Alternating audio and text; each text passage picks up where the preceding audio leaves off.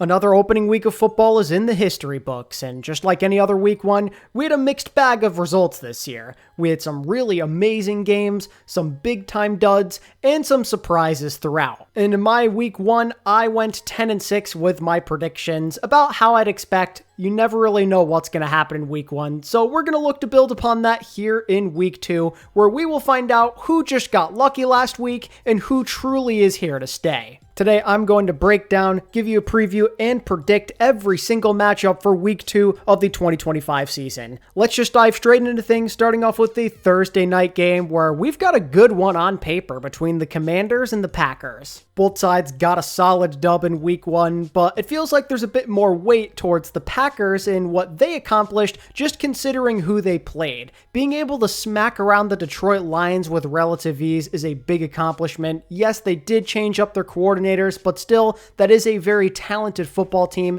and the Packers were in control of that game right from the start. They were dominant, and their defense looked absolutely terrifying, especially with the addition of Micah Parsons. Not to mention that offensively, they were consistent, Jordan Love was decisive, he looked healthy finally, and in general, this was just such an enormous win for the Packers. And you'd have to imagine, after how they played with that performance and the fact that they are at home, that they will be favored over the Commanders. Now, it's not to say this will be an easy game. Jaden Daniels is a monster, and you can never count him out in terms of making a big upset happen. But the Commanders, they're a lot less proven than Green Bay. Yes, they did get a win over the Giants, but it wasn't all that impressive, at least in my opinion. It was like a C effort on the day. A lot of that game, it felt like the Giants were one play away from getting back into it and making it uncomfortably close, but the Giants were the Giants, they're terrible, and the Commanders didn't have to do anything. They could rush for every play and Russell Wilson would crumble under the pressure. That's not going to happen against Green Bay. The Commanders' defense, I don't want to rate them just because of how they did against the Giants, and with how Jordan Love was playing out there, I don't know if they're going to be able to stop him, and I question if the Commanders will be able to keep pace with how nasty that Green Bay defense looked. I'm buying into the Packers stocks early, but they looked a lot better in week one than the Commanders, so I'm going to pick the Packers to win this game and start off the year 2-0. Now we're on to the Sunday afternoon games, and we're going to start with the Giants versus the Cowboys. Yeah, originally going into this year, I thought this was going to be the time where the Giants finally beat Dallas.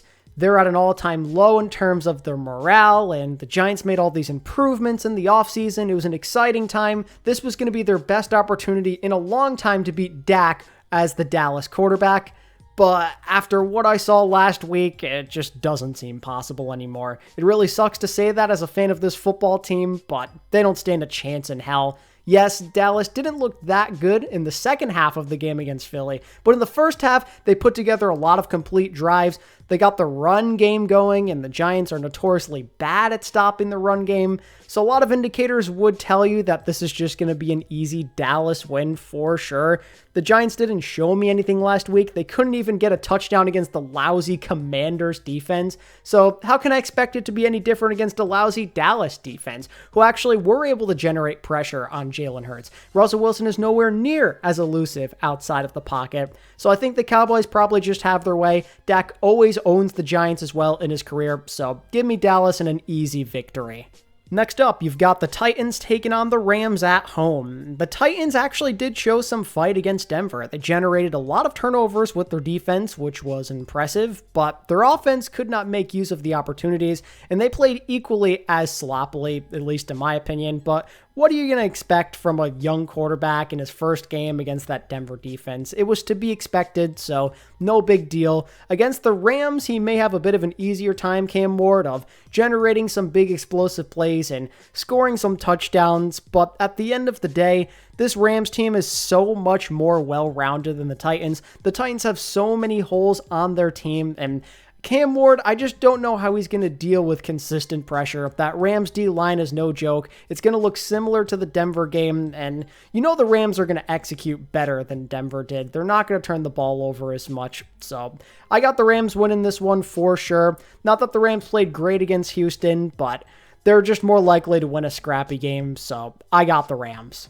Then you've got the Jaguars versus the Bengals. This could be a pretty interesting game. The Bengals had their classic week 1 start where they were very slow out of the gate. They damn near lost that game against Cleveland, and they probably would have if Cleveland had a kicker. But regardless, they were able to actually escape with a W in week 1. But they're playing a Jacksonville team that had a statement victory over Carolina. They made it look easy out there. They were suffocating Bryce Young defensively, and Trevor Lawrence was able to connect with his new guy Travis Hunter plenty, and on top of it all, Travis Etienne returned to top form after having a very off 2024. There's room for an upset here for the Jags to get in W. The Bengals, they're really not that great of a team. Only one half of their team is anything special, so if the Jags can get some points on the board and maybe just get a stop or two, that should be all it takes. However, I am going to pick the Bengals to win this game because usually after a week or two, they wake up and their offense looks a lot better. That Jaguar secondary is very suspect. That team in general doesn't have the level of defense that Cleveland has. Jamar Chase, after being so quiet, is overdue for a monster game, and I think that'll be all it takes. I'm expecting the Bengals to put up like 30-something points this game, and the Jags, with just a lower level of execution, will not be able to maintain that same pace. It's very different going from playing Bryce Young to Joe Burrow, and they're going to find that out the hard way.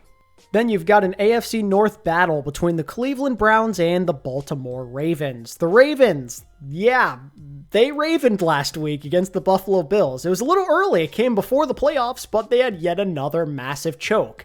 Losing that game the way they did is incredibly sad, but at the end of the day, that's just what the Ravens do. They usually have a couple of dud games where they lose for no apparent reason in the regular season. They're just getting it out of the way early. And now they're playing a Cleveland team that just straight up isn't very good.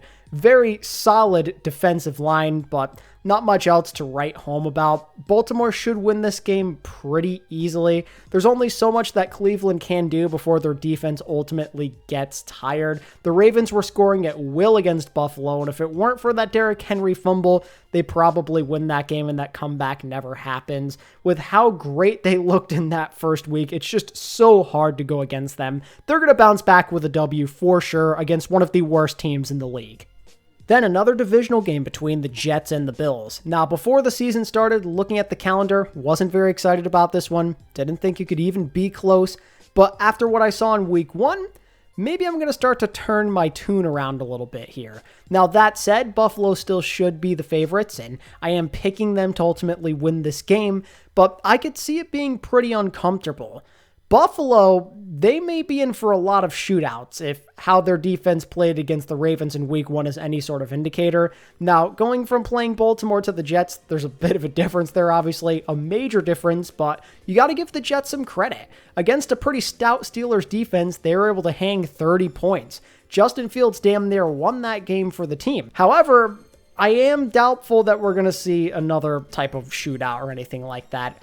It's Buffalo's game, yeah, but definitely not the Jets game, and I think ultimately that's the problem. Buffalo's a more well-rounded team. They're more suited to win these types of matchups. The Jets are going to have to control the ground game and the clock, and I just don't trust them to do that on a consistent basis, especially against a contender, so we're going Buffalo. On the topic of AFC East matchups, the Patriots are also playing the Dolphins this week, and this might be one of the hardest matchups of the entire week to predict. And I say that because both teams were major letdowns in week 1.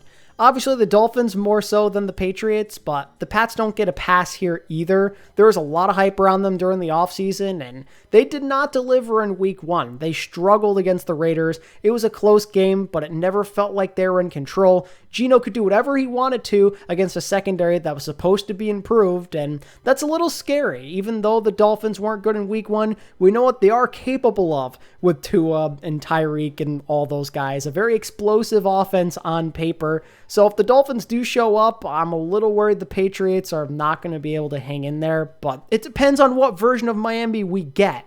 Because what we saw against the Colts in week 1 was just unbelievably terrible. I mean, we knew the vibes were off during the offseason, but this is ridiculous. To see them struggle that bad, to see Tua miss so many throws when he's usually relatively accurate, the defense not being able to stop Daniel Jones of all people, letting him score on like every drive he was a part of, the Dolphins feel like a mess right now, and just based off of the vibes, I'm worried this really is the end for them.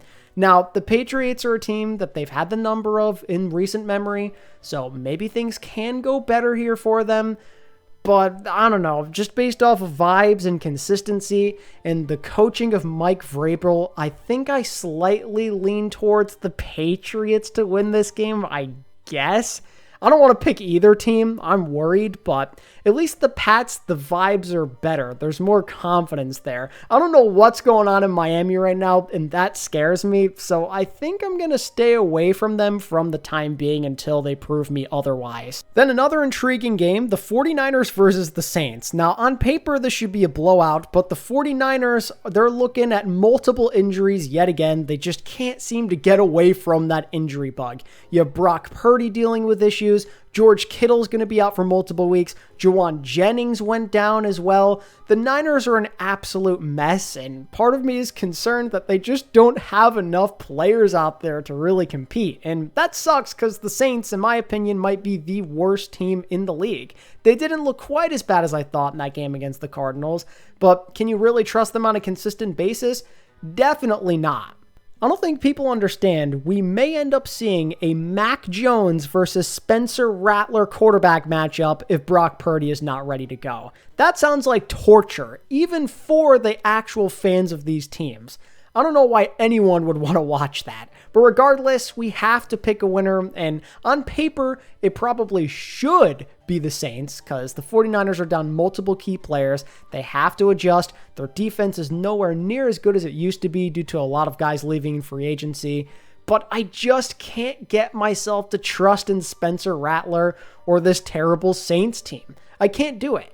The 49ers, they're going to be down to a lot of players that you wouldn't want to be the starters on your football team, but they still are very well coached. Shanahan knows what he's doing. He's found success with multiple quarterbacks in his career, and while Mac Jones is nothing great, he did at least have some serviceable games for the Jaguars last year, and I think with a good team like the 49ers surrounding him, that he could do enough to outduel the likes of Spencer Rattler. As the more competent overall franchise, I'm picking the Niners to win this game, even though everything would suggest that the Saints have a good chance. Continuing on with the 1 p.m. games, the Lions are playing the Bears in an NFC North divisional game. Ben Johnson returns home to Detroit for the first time since leaving for Chicago. Needless to say, both sides know each other pretty well with the coaching situation. This should be a pretty heated game. And the Lions, I mean, they're vulnerable right now. They played awful against the Packers. They had no chance in that game. They never made it close right from the first whistle. And I'm a little worried about Jared Goff. He has never won a game without Ben Johnson or Sean McVay there to operate the offense with him. That is big. That is a huge question that needs to be answered. And, Chicago, they weren't exactly great against Minnesota, but they had the lead for a while in that game. And you'd have to imagine that, since this is only the beginning of this new era with another head coach, that they should slowly improve over time. And this probably means a lot to Ben Johnson to try and win this game. So it's probably going to be a close one. However, Detroit should be the favorites to win this one. There's no way the Lions are going to roll over and die and suddenly be a mediocre football team. There's just no way. They're a significantly better football team that is way further along than Chicago, and the Bears have proven they still are not all that competent even with Ben Johnson out there. Caleb had some moments, but for the most part wasn't anything special. So why should I trust them in such a big game like this? I need to have some proof. If you can't beat Minnesota, then there's no way you're going to beat Detroit, and it's as simple as that. Next up, the Seattle Seahawks versus the Pittsburgh Steelers, and I gotta say, Aaron Rodgers surprised me. I was wrong. I thought he couldn't play anymore, but he balled out and played the best I've seen him in a very long time. He was slinging it. He was accurate. 4 touchdowns, everything came easy to him like he was back in his prime. Now, with that said, I don't know if we can trust that consistently just because he is old, he is out of his prime, and maybe he just wanted to give the finger to the Jets by balling out against them to get the final laugh, so to speak. Seattle defensively, I like that unit a lot. I mean, you saw what they did against San Fran. They held their own against them, and, Aaron Rodgers isn't very mobile, so they could probably contain him very well. If they can get him to hold on to the ball for a little too long, then Leonard Williams and those boys up front should make his life a nightmare. But the Steelers have more opportunities to make explosive plays. I'm a little worried that Seattle and Sam Darnold just don't have what it takes to put up a ton of points. They weren't able to do much against San Fran, who frankly don't have a great defense. Now they're playing Pittsburgh, who have notoriously had a good defense over the last handful of seasons. I'm just worried, man. I'm worried about how that Seattle O-line's going to hold up against Cam Hayward and TJ Watt. It just seems like a massive problem that they don't have the answer to. They're going to have to really make that Pittsburgh O-line struggle if they want any kind of chance, but with how Rodgers is slinging it, with how confident Pittsburgh look, I'd be a fool to not pick them to win. Moving on, the Colts are playing the Broncos, and as I alluded to earlier, the Colts, man, they were the surprise of the first week. They looked really, really good, both sides of the football. They made Tua make tons of terrible decisions, not to mention Daniel freaking Jones, who is supposed to be terrible, but went like 7 for 7 on his drives in terms of scoring points for the team. He looked great out there, maybe the most confident I've ever seen him look as an NFL quarterback. Now, that said, I'm not falling for the Daniel Jones mirage. I'm a certified hater. You can call me out on that if you'd like and say I'm being lame. But as a Giants fan, I've seen this guy do this before. He has a really good game. He tries to suck you in and make you think that he can be something. And then he proceeds to lay egg after egg after egg. The Colts, I'm still not convinced they're that great. And there's a higher chance that the Dolphins are just an absolute mess. And now they're playing one of the best defenses in the league, if not the best, in the Denver Broncos. And notoriously, Daniel Jones doesn't do too well in those situations. He usually holds on to the ball for too long, and that's not going to work against this Denver defense. I just don't trust Daniel Jones to be consistent. As a Giants fan, that's never happened, and I'm not expecting that to start now. Now, with that said, they do have a chance in this game because the Broncos themselves, they played a pretty sloppy game against Tennessee. They turned the ball over a ton. They just couldn't get those guys to go away because they kept shooting themselves in the foot.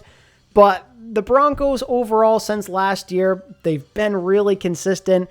I expect that they'll clean things up and Bo Nix will look more like himself. Usually, this Broncos team plays the best when they can suffocate the offense by forcing turnovers and just keeping them from really getting the ball moving. And that's when Bo Nix usually ends up turning it up. He feels confident, the pressure's not on him, and they score points at will. And I think that's where we're going because I just don't trust Daniel Jones in those situations as a Giants fan. So I'm going with the Broncos to win this football game. Next on the schedule, the Carolina Panthers versus the Arizona Cardinals. The battle of two really short quarterbacks that are absurdly inconsistent. The battle of who wants to lose the game more, if you will. The Cardinals, unfortunately, did not blow out the Saints the way I thought they would. That game was actually only one possession. The Cards didn't play all that well, but they didn't have to because they were playing the Saints. Now, luckily for them, they could be in a similar situation this week against the freaking Carolina Panthers, who, unfortunately, after all they went through at the end of last year, reverted right back to their week 1 selves from 1 year prior. They built so much momentum and confidence. Bryce looked so good, actually like a competent number 1 pick, and all that just went out the window again. They played terribly against the Jags. They couldn't build any sort of consistency. Their drives kept on stalling, and the Jags defense, frankly, isn't anything special. I'd argue the Cardinals defense is definitely better, and they have more weapons over there. The Panthers and Bryce Young have yet to show us that they can play well when there's actual stakes and pressure on them when the season's not already over. That's why I picked the Jags last week against them, and that's why I'm picking the Cardinals this week against them. The strong point of Carolina is the offense, and if that is stalling out, they're completely screwed because that defense is one of the worst units in the league. Cardinals should be able to do whatever they want to. Kyler can be inconsistent, but he'll have plenty of opportunities, and that should be all it takes. Now for the third and final game of the 4 p.m. slot, which I forgot to mention earlier at the start of Broncos-Colts, you got the Eagles and the Chiefs, a rematch of last year's Super Bowl. Strangely, I don't feel all that confident in either side in this one. Philly managed to get their dub over Dallas, but after the first half of that game, they really didn't do all that much of anything, and I was a little concerned with how undisciplined they looked. On the other side, the Chiefs, they not only took an L to the Chargers, but seemingly had the same exact problems that we saw in that Super Bowl loss against Philly, where you could just rush for and you could constantly get pressure against Pat Mahomes. Based off of what we saw against the Chargers, this feels eerily similar matchup-wise for Kansas City to deal with. Justin Herbert, super clutch. We've seen what Jalen Hurts can do, and he's locked in. He can make big-time throws. Justin Herbert was able to consistently escape from the pocket. Jalen Hurts can obviously do that a lot better. Both teams prefer a run-heavy approach, but they can make the big throws when they matter, and they have lethal pass rushes, and this time Jalen Carter's not going to end up getting kicked out after the first 2 seconds of the game. If KC were in top form, it would be a little different. I'd probably pick them to win this game just to get their revenge against Philly. But the Eagles seemingly always have their number, or at least play them tough. And I just think Philly are a better football team. They already have the formula, if you will, to beating Mahomes and the Chiefs, and they can just do what the Chargers did. They showed it's still a very viable strategy. I am picking the Philadelphia Eagles to win this game. KC, against any type of lethal pass rush, I'm very concerned about them. I don't love their run game. Rashee Rice isn't going to be there because of the suspension. Xavier Worthy may not be totally healthy if he does play. A lot of things will tell you that this should just be a Philly W. And that's on top of the fact that, man, outside of Jalen Hurts being clutch, you still have to worry about Saquon, who didn't have an amazing game against Dallas. He's overdue, and I'm sure he wants to dominate Steve Spagnuolo after taking him out of the Super Bowl. So this just feels like a Philly win to me, even though the KC revenge win would go pretty hard. Now for some primetime action. The Atlanta Falcons are taking on the Vikings on Sunday Night Football. You know, matchup-wise, it doesn't feel like anything crazy. There's no top team involved, but this feels like an even game, one that could be pretty enjoyable to watch. Could be a really close call here. The Vikings, they surprised me. Not by the fact that they won their game against Chicago. I predicted them to win that game. It's more so how they went about doing it. They were down for a lot of that game. For the first half, J.J. McCarthy really couldn't read the field all that well, even through a pick six and everything. But once he settled into a rhythm, the game started to come to him, and he looked like a very promising prospect for a lot of that game. He made the right decisions, and the Vikings clawed their way back to make a comeback victory a reality. He looked poised, composed, and he outplayed Caleb Williams. Meanwhile, the Falcons, yes, they lost, but still had a pretty decent debut overall. It was a duel against Tampa Bay, and that's impressive because the Bucs, they are one of the better teams in the NFC, in my opinion. So to push them so far, that is a good sign for this Atlanta team. Michael Penix looked confident. He was making some big throws, and they did have a chance to send that to overtime, but unfortunately, of course, that field goal did end up not going through. They got Bijan involved plenty, even in the pass game. They were spreading the ball. And again, Michael Penix showed some great accuracy and poise in this game. Now, going from Tampa to the Brian Flores-led Vikings defense, that's a bit of a step up, and that's not going to be easy. And I'm also worried about how Atlanta's pass rush is going to get through. And if they can't, is there really any chance for them? It's tough to say, but just based off of the vibes and gut feelings, I think I am going to go with the Falcons to win this game. J.J. McCarthy, yes, he did look great at the end of that matchup with Chicago, but there are a lot of moments where he was struggling as well, and that's to be expected from a guy who essentially is a rookie. He's not always going to play his greatest, and I'm worried about what's going to happen if he's told that he has to go down there and lead like a game-winning drive, let's say. I think Atlanta, it may be a bit of a slow start for them, but eventually they're going to put some points on the board, and I'm just concerned about how J.J. McCarthy can respond on a consistent basis. So I'm going with Atlanta to win this game. I like where they're headed right now, and I think their explosive offense will lead the way to a victory, although I do expect it will be a pretty close game. Then we're headed over to Monday night for a doubleheader. Starting at 7 p.m., the Texans at home are taking on the Tampa Bay Buccaneers. So the Texans, they were a major letdown in week one. Not that it was surprising they lost to the Rams, it's just how it happened more than anything else. To not even put up double-digit points is such a huge letdown. The Rams defense, it's improving, but it really isn't that good. The Houston O-line is clearly a major problem. It was a point of concern last year, and going into the offseason, we knew with no changes, it would be more of the same, and it reared its ugly head in that matchup against the Rams. CJ Stroud had no time to throw. It affected the timing of his throws when he did try and get the ball out. There were turnovers as well. It didn't feel like the Texans offense that we all know and love, and that's worrisome against the Bucs. They may not have the scariest unit in the league, but they have a lot of veterans on defense who know what it takes to win. So I'm worried about any type of big matchup for the Texans right now. I really am. And that's on top of the fact that Baker Mayfield was absolutely cooking in week 1 with his new weapon, Egbuka. I mean, now he's a triple threat when Chris Godwin's good to go as well. That is an absolutely terrifying offense on paper if this new rookie can continue this pace. I mean, man, the Texans are going to have their work cut out for them. Most indicators would tell you that this should be a Tampa Bay W. However, I'm once again going off of my vibes and my feels here. I'm going against what my brain says, and I'm actually going to pick the Texans to win this game, as dumb as it sounds, as bad as they are right now.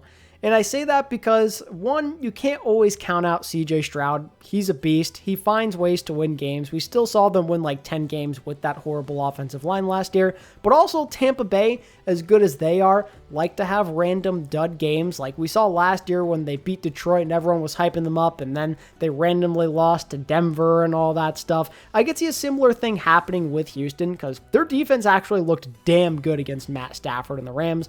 Baker Mayfield sometimes struggles and he ends up overthinking things. I think that's going to be one of those games here where it's one where you expect him to win, he expects to win, maybe he's a little overconfident in his abilities, and then he ends up having a bad turnover or two, and that's that.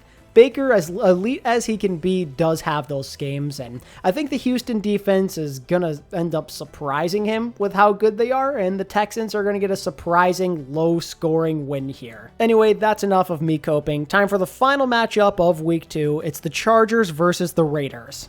The Raiders, man, they were impressive. Not to say that a W is out of the question, but they looked pretty decent in that game against the Patriots. Geno Smith in particular, his first game on a new team, he went out there and balled out as the veteran, well over 300 yards. Hopefully he still has his weapon Brock Bowers for week 2 after dealing with a bit of an injury in week 1, but I'm sure he'll spread the ball to other guys as well. Ashton Genty, we know what he can do. I'm sure he's overdue for a big game already because of the type of talent he is, and it could definitely happen here. Now on the other side, like I mentioned earlier, the Chargers, they had a great game against the Chiefs. Very impressive with how they were able to control that game, with how they got pressure, usually with just 4 guys, without Justin Herbert, finally in a big game, lived up to the hype and didn't make a lot of mistakes, didn't choke, made all the right decisions. The Chargers are headed in such a great direction right now.